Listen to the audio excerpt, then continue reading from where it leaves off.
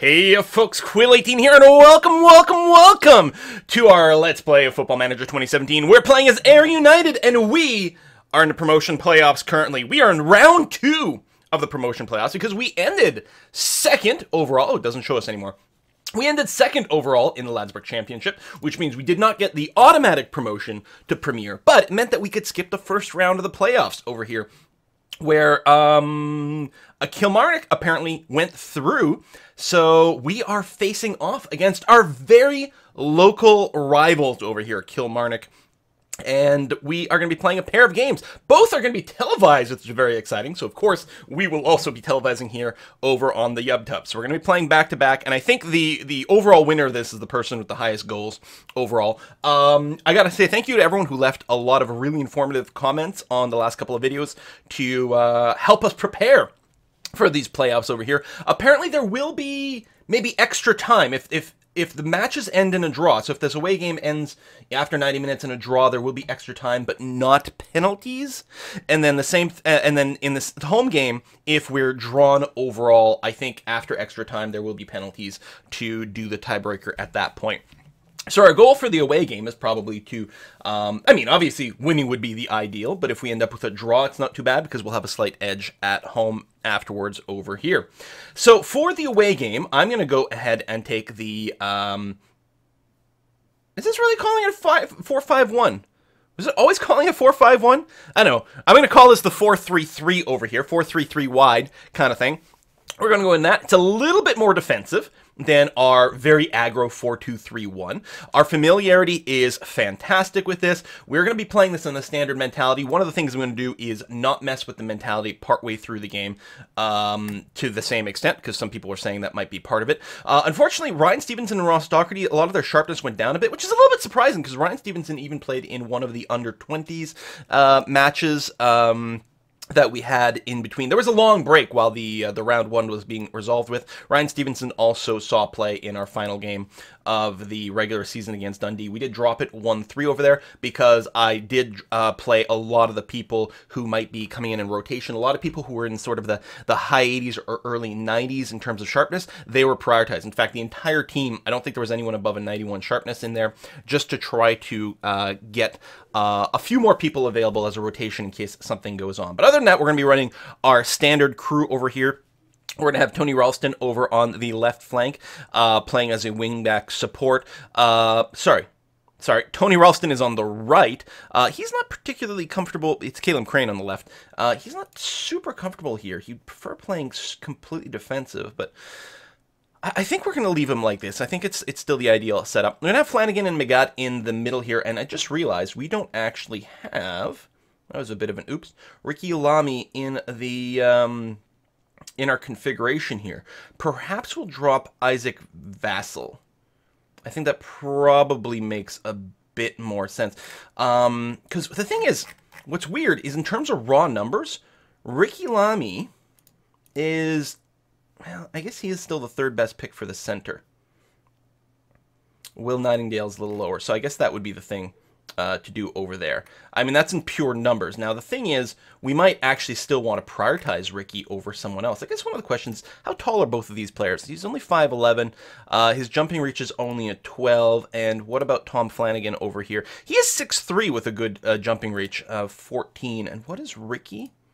Oops, come on. Clicky, clicky. 6'2", same jumping reach, good natural fitness.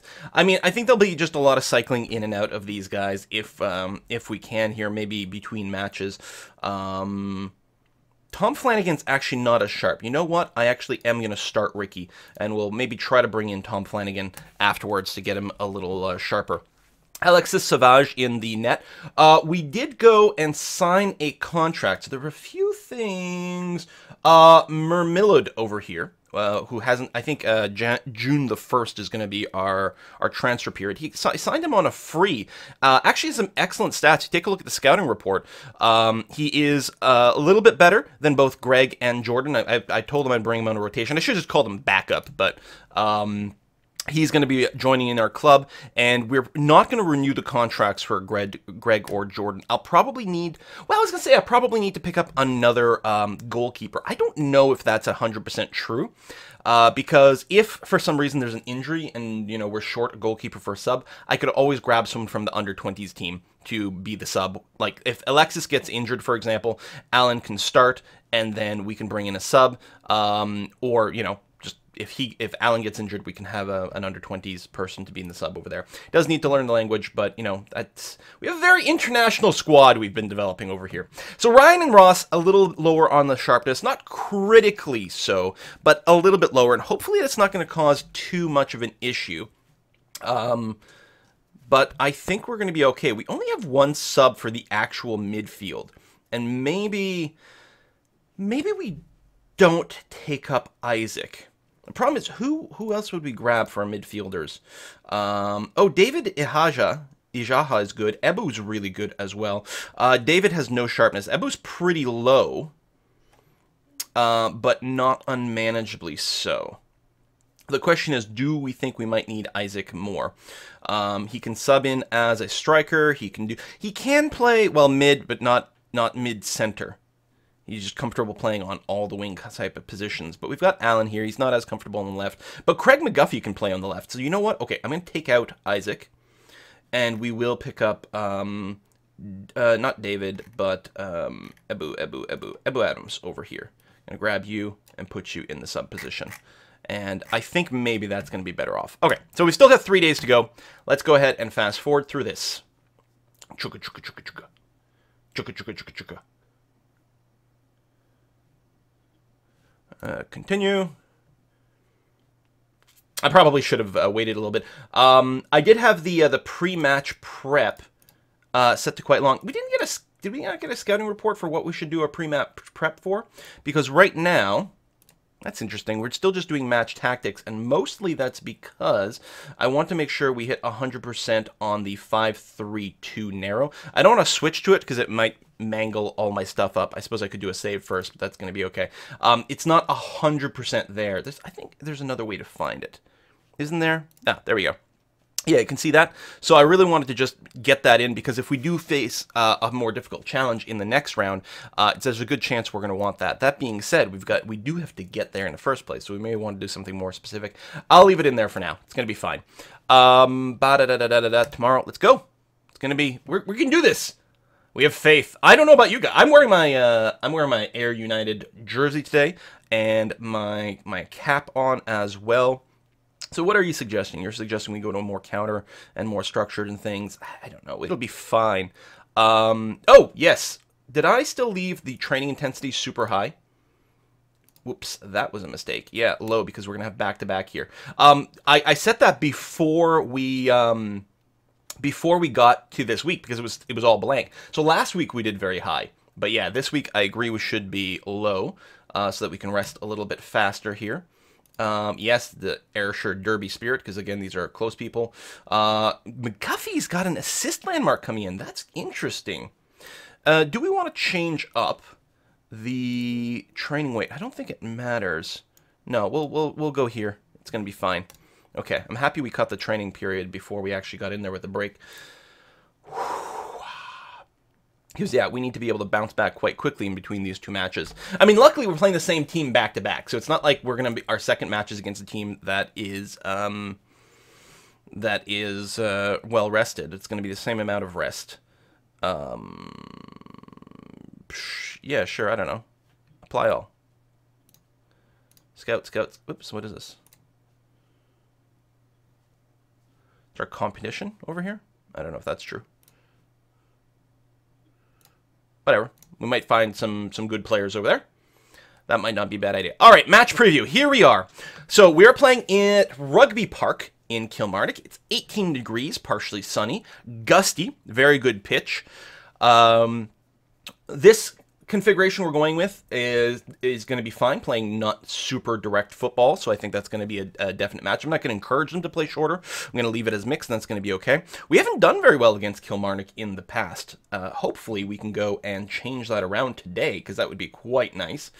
Yeah, I don't think that there's anything specific we want to respond to. I think I'm happy with this.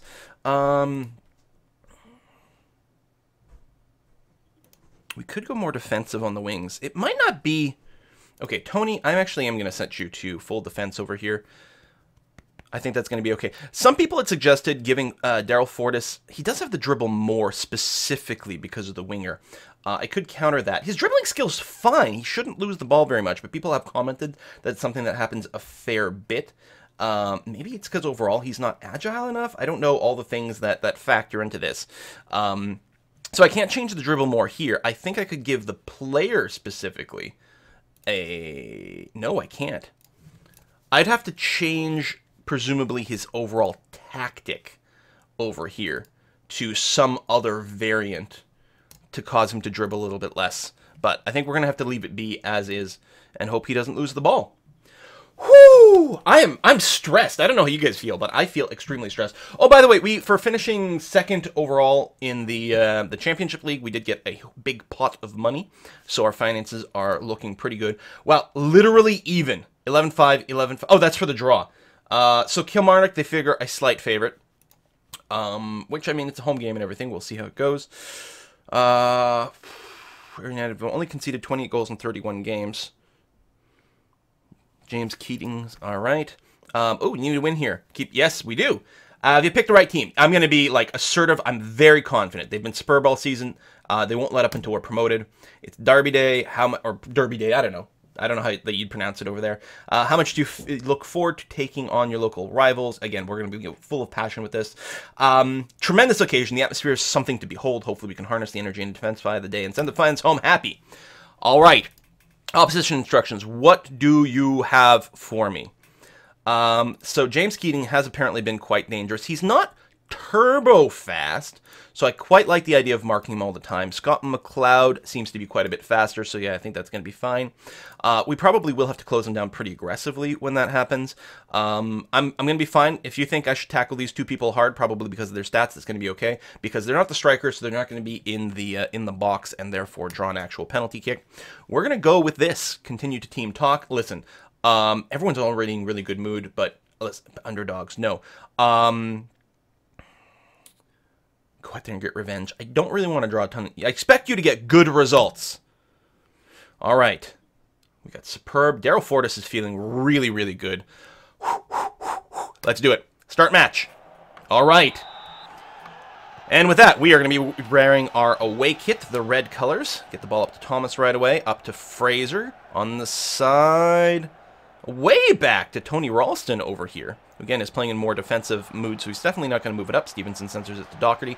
Doherty to Thomas, who tries to scooch it forward. A creative pass attempt to Vincent LeBaron, but there may have been a bit of a vision problem with Vincent that he didn't see that it was coming right away.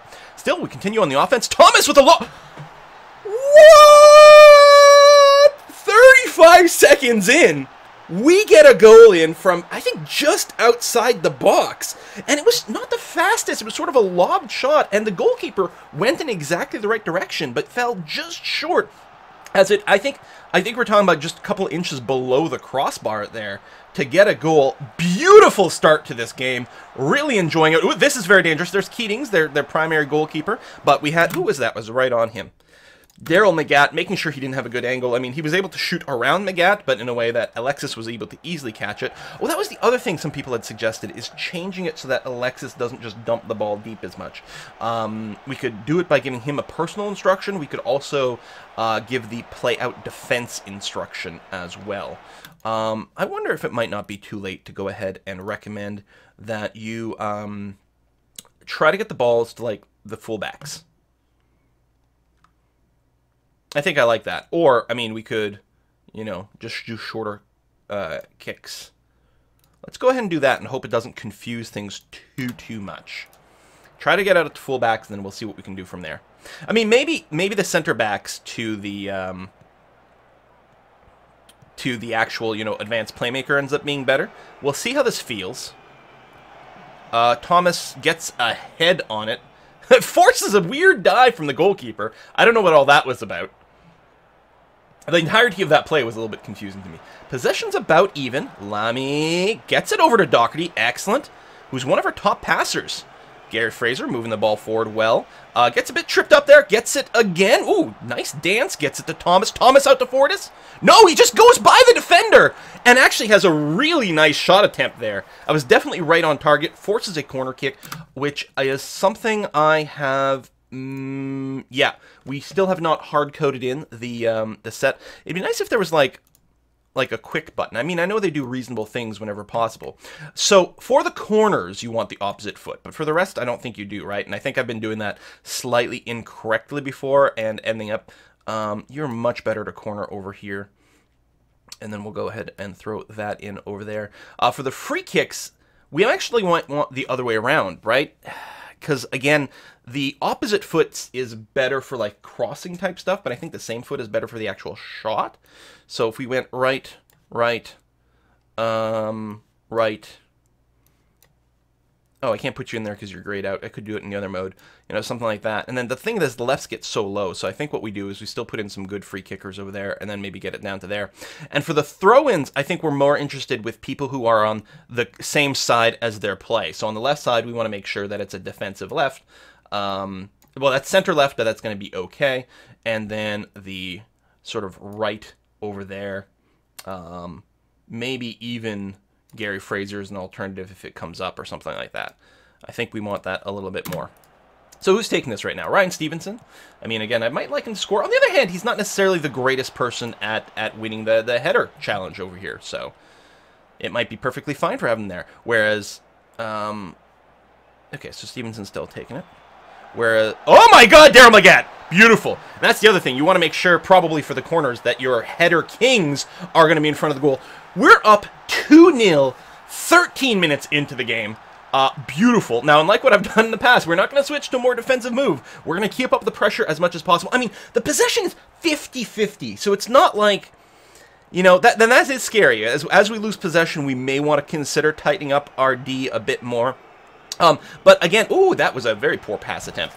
But again, there's something slightly more defensive about this structure in the first place, just because we have again, we're effectively playing a 4-3-3, despite what the game is suggesting. That is incredibly dangerous looking. Lots of bodies in front. That, I think, would have just hit the post without a stop, but I'm very pleased about the goalkeeper going for it, as well as the clear. Obviously, it's going to lead to a throw in here, but we seem to have some control. We're 5-5 on shots. So what we've seen before is we've seen plenty of games where, oh my God!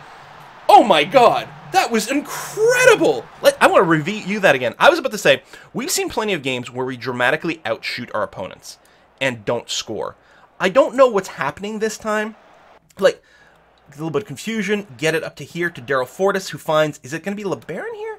Oh no, back to Stevenson, who's in a beautiful position to take that shot. Yeah, I don't know why we're delivering so much. We've scored on 50% of our shots now. What? How is that possible? How are we up 3 when the shots are 6 and 5?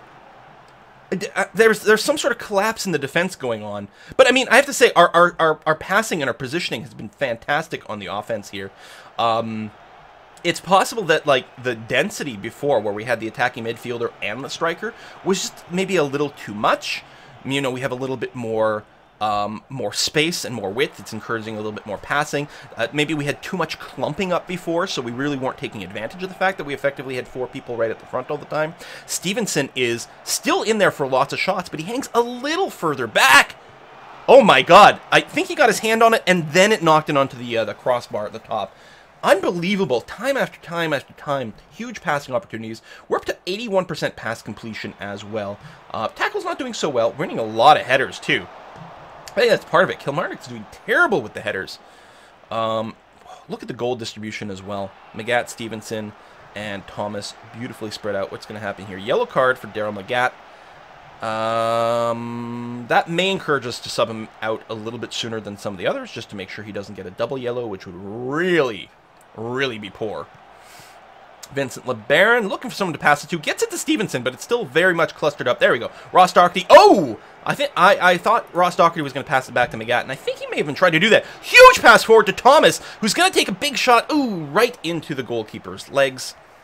That's unfortunate. I mean, it was a difficult angle. With the goalkeeper so far forward, there was really a very small, like, anti-cone, right? The goalkeeper was effectively causing a huge cone across the net. Oh my God, Thomas with another shot there. Does get deflected by a defenseman, but Ralston can probably send it wide to Vincent. And okay, Mr. Fortis, sorry, not Vincent, Daryl. Mr. Fortis has really, I mean, I realize he's a 7.2, he's gotten the assist, but it feels like there's a couple of times now where he's been very much out of position.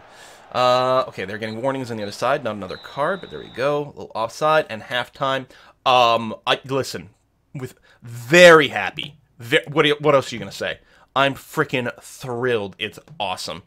All right, let's go into the second. Look at this, 9.0 over here for Ryan Stevenson. I mean, he got a goal and assist, and I feel like he's been completing a lot of passes. Can we get some air stats? Is this what I want? So let's take a look at Ryan Stevenson over here. What's this? Cross attempts. Passes. This is pass completion. Passes complete. Oh, we can't sort this list? Really? Okay. But he's completed 46 passes. Gary Fraser doing quite well as well. I mean, can we get a percentage? Oh, there we go. Pass percentage over here. Ross Doherty's completed 100%. He's got, no. Is that Ross? It is. I don't know why this is not sortable. He has one of the highest passing completion rates in the league. We hadn't been playing him for a long time, and I think we're discovering the fact that we've done poorly by Ross Doherty. Now, part of it is because we only had the 2 midfielder composition. I think this 3 midfielder composition is really taking advantage of our team a lot more. And part of it is because of the stupid promise I made to Ryan Stevenson to play him as an Ngach. If I'd never made that promise, I don't think I ever would have played him as an attacking midfielder. I think we would have settled on this 4-3-3 a lot sooner. So it was something that really came out of this contract negotiation. But we've got that. We've got Stevenson still doing a 90% pass completion rate. Vincent LeBaron as well. Daryl Fortis, yeah, that's Daryl Fortis.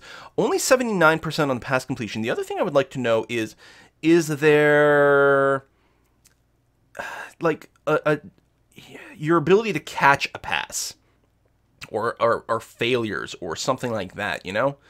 Headers attempt, headers won. What is this? Key headers, okay. Interceptions made. Well, Daryl's doing some interception work, I think. No. Yes, 3. Is this dribbling? Dribbles made. 3, although it doesn't really specify if he's been good at them or not. I mean, I guess. Like, dribbles versus attempts kind of thing. Oh, mistakes. Oh, there's a mistake phase. So, Jamie Thomas has made 1. Caleb Crane's made a couple. But even then, his rating's 7.5. I mean, the lowest rating on the team right now is Vincent LeBaron, which, I mean, I don't know. I mean, he hasn't done that many passes, but they have been exceptional. No changes to make right now. Again, we'll probably look to, well, obviously, whoever's tired again. And we might want to sub a little sooner than usual because we're going to have to worry about energy levels for the next match. I don't know. I don't know what kind of strategy we want to take for that. Oh my God, here's Daryl Fortis' chance to get a bit of a crossing pass. No, but it is going to lead to a corner, and that's going to be not so bad. He seems to hesitate a long time. Like, that might be just a decision-making. There's something slightly off with Daryl. And again, he might be trying to dribble more, and it might be a factor that he's assigned to a winger. And maybe... But he's not comfortable playing, you know, another type of role over there. And we don't have him on attack. Although, watch it be like if you set a winger to attack, he actually doesn't have dribble more. He just, like, tries more crazy passes. Maybe that'd be good. Lammy with the sweep the leg over there. That's the second central defender that... Okay, listen. Okay, not actually a card, but still. I'm going to be like, hey, listen, calm down. Calm down. What we don't want to do... you don't need to go... Okay, they did just score. It's just typical. Typical second half, things start to do a little less well. What we don't want is for people to get ejected and miss another game. That would be terrible. At this point, we've got a big lead. So don't screw things up. But yeah, the other team may do like a...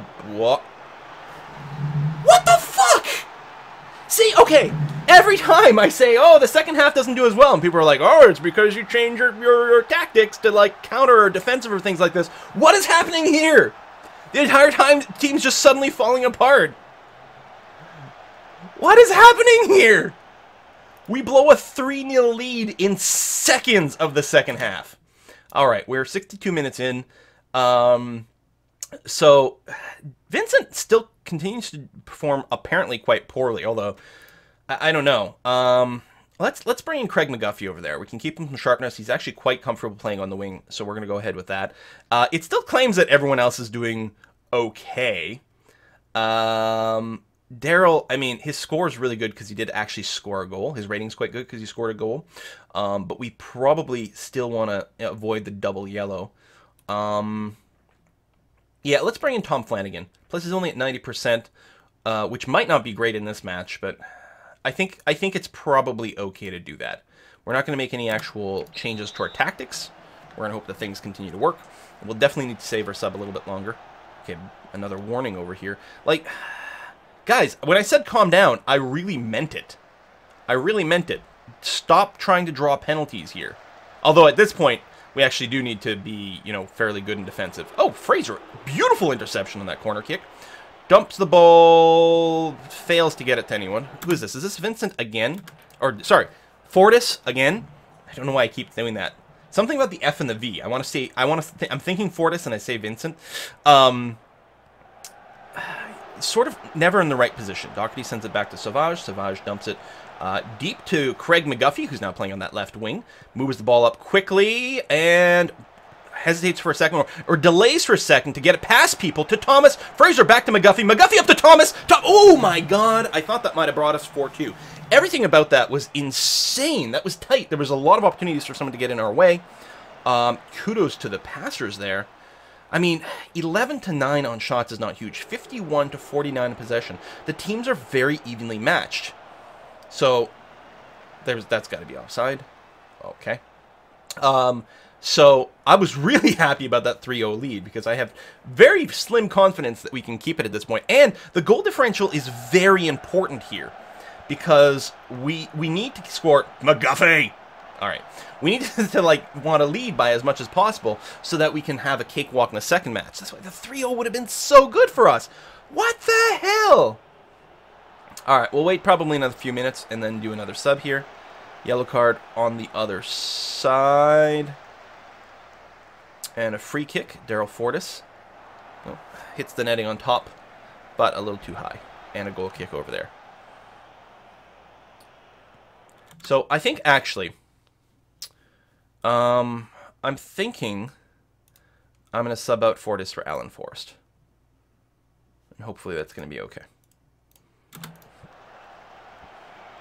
He's keeping a fair amount of energy up front. Doherty gets to McGuffey. McGuffey to Thomas. Thomas with a long shot. I think he gets deflected wide. Throws himself in front of the shot. Yeah, so it is going to be a corner. Excellent. There's our substitution. Stevenson with the corner. Flanagan gets his head on it and goes well high. Still good try, good try. Oh no, it's got deflected by someone apparently, so we get another corner out of it. Gets cleared, so it's going to be a corner, but the offense continues for us. Pass completion still good, tackle still good, headers still good. We are out shooting them. Another free kick over here. Going in deep, way too deep, and we're going to lose possession here. 9 minutes left in regular time here.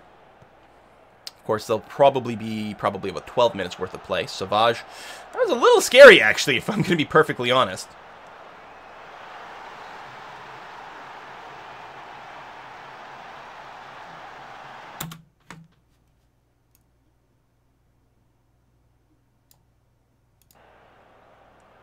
He grabs it.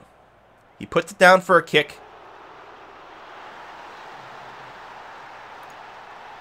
What the hell? What the hell? Why does the team fall apart in the second half? Okay, we're going to give him a really stern talking to here when we go into extra time. Caleb Crane picks up a yellow. 1 minute left to play. They've got the offense. Watch them score and just end the game 1-up. Apparently, I was just being, too nice on them. Thomas. I mean, I really would have preferred to win higher than 1, but this is the away game. McGuffey, oh, it gets taken away. It was kind of the rough timing on the pass there. 30 seconds left. Gets deflected. It's going to be a corner. It's probably the final play here is going to be a corner.